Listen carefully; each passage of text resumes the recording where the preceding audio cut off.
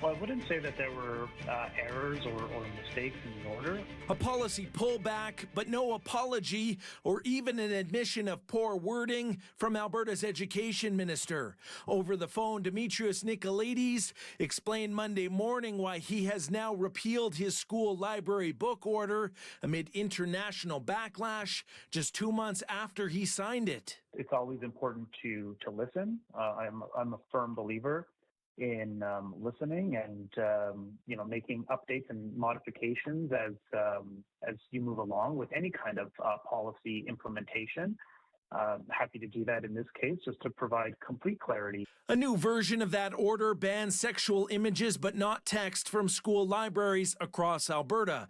This will mean classics like Canadian author Margaret Atwood's The Handmaid's Tale will not need to be pulled from shelves. Photos or graphics of biological functions and kissing and hand-holding will be allowed. Are we satisfied with banning only graphic images? Not exactly. School staff must also compile lists of all library materials, and those will need to be publicly posted. That will aid parents in finding and challenging books they don't like. That part is key, says the group Parents for Choice in Education, which promises to maintain a close eye on school libraries. If boards insist on keeping sexualized content on shelves after parents remark on them, there's a political fight starting at the local level. And trustee elections are coming right now. Librarian Heather Ganshorn recently released a report for the Parkland Institute titled Challenging Parental Rights, a primer for parents, students, educators, and advocates.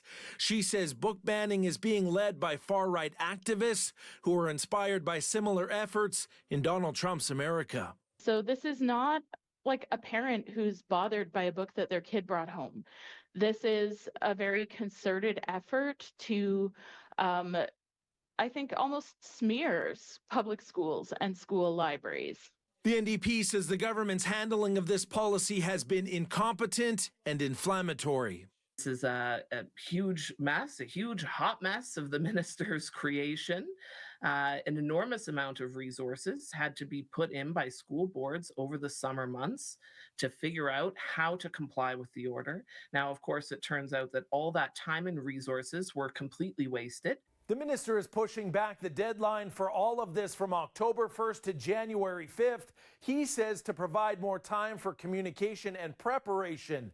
A list of books that schools intend to remove is due by the end of October, but those will not be made public. From Edmonton, Sean Amato, City News.